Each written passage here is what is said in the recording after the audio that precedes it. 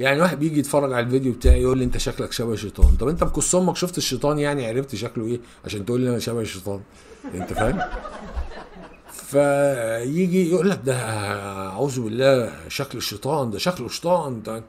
انت فاهم؟ تحس ان انت عايش مع مجتمعات بدائيه، مع قبائل الواقا واقا. تمام.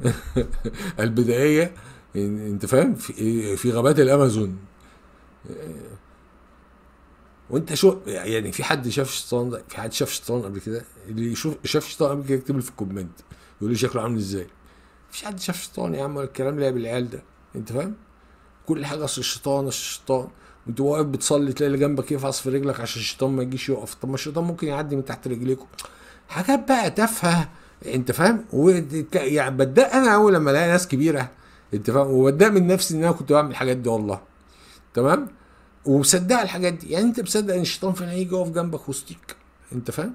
ولما يقف طيب ايه اللي هيحصل؟ هو جه وقف يا عم بينك وبين الراجل التاني، ايه اللي هيحصل بقى؟